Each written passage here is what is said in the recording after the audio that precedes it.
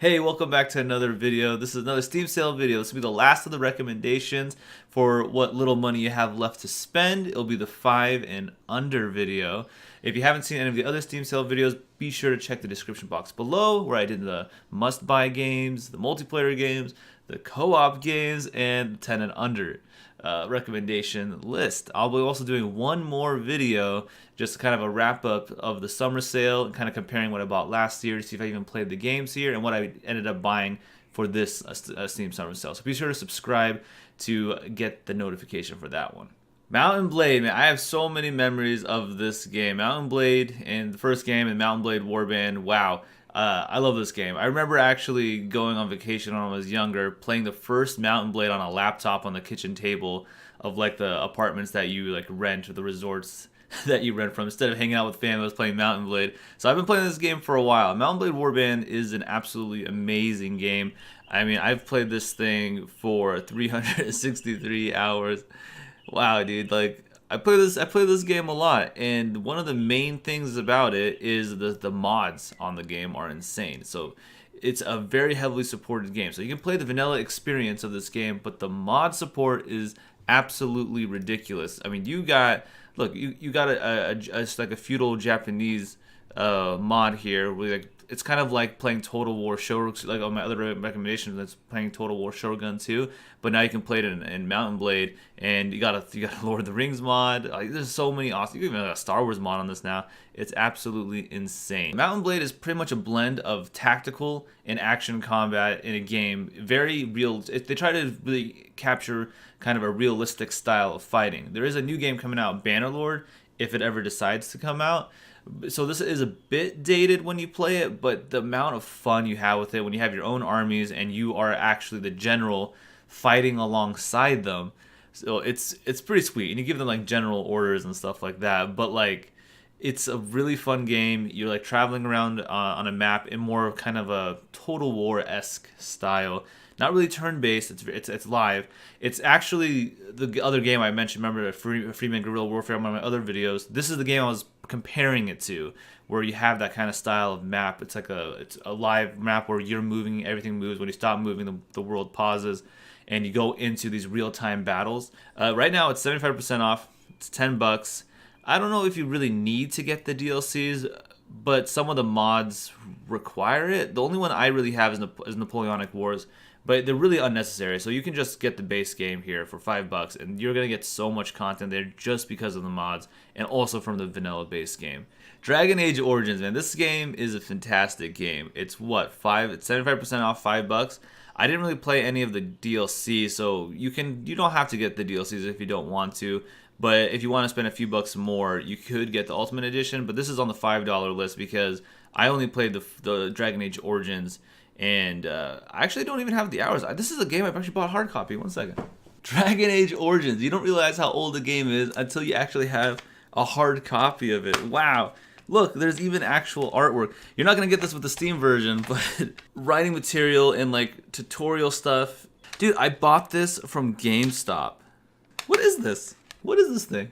All right, Dragon Age Origins, man. Dragon Age Origins is a really, really great game. This is when the series pretty much, the beginning of the series, it's literally the best game of the series. This is the one to play on PC, because this is like the best experience you're going to have with Dragon Age. Dragon Age 2 was a fun game. I enjoyed it, but the story kind of tangents a bit, and for some reason they don't continue the story that goes on into Dragon Age Origins, which doesn't need. This one kind of finishes off in its own. It's a tactical game, right? So it has like auto attacks, you have spells, you're controlling 4 party members, and it is like a great tactical view, and there's a close-up view, and that's the great thing about this game. There were just so many different ways you can play it if you wanted to use the tactics, or if you didn't want to.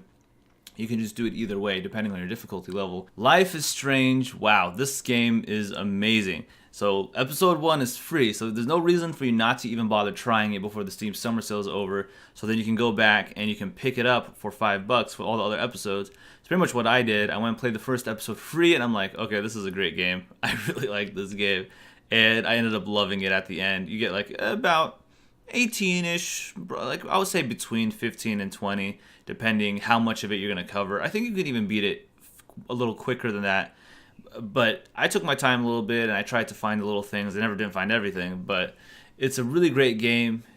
They call it Life is Strange, is an award-winning and critically acclaimed episodic adventure game that lets the player rewind, that allows the player to rewind time and affect the past, present, and future. It's a very emotional game. It has one of my absolute favorite title sequences, opening credits sequences in a game ever, with her walking down the hallway of her school with like the inner monologue and a song that I actually learned on guitar.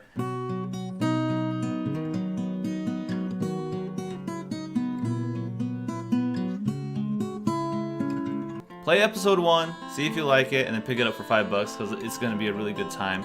And the second game will be eventually coming out whenever it does.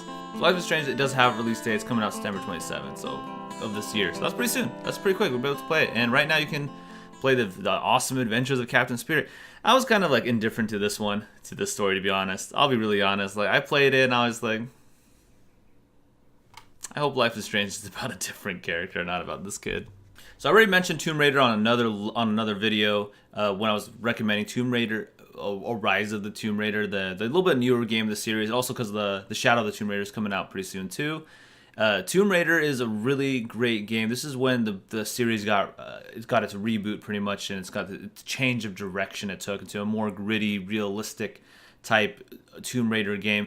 You know, in comparison to the last Tomb Raiders, because it's still not very realistic. I mean, she's destroying people. It's kind of insane, but there's a lot of fun, really fun cinematic sequences, some great combat, a really fun story, everything that you would want from a Tomb Raider game nowadays, because I absolutely love the reboot of what they did with it. This is a really good game, and for $3, you don't need this Game of the Year edition. There's just all multiplayer stuff in here that's completely unnecessary. It'll take you less than 20 hours to beat this one, and it's $3 for 85% off. That is insane. You've got to pick up Tomb Raider and see if you like it. Like, pick up this one, see if you like it, then go buy Rise of the Tomb Raider, play that one, and get ready for Shadow of the Tomb Raider, because I've really been loving the direction that they've been taking this.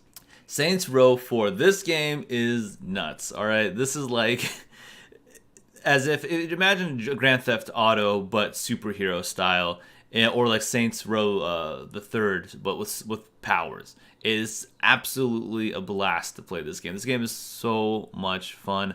Right now you can get it for 75% off, for $3.74, and you get like the Game of the Century edition, I guess, which has stuff, I believe.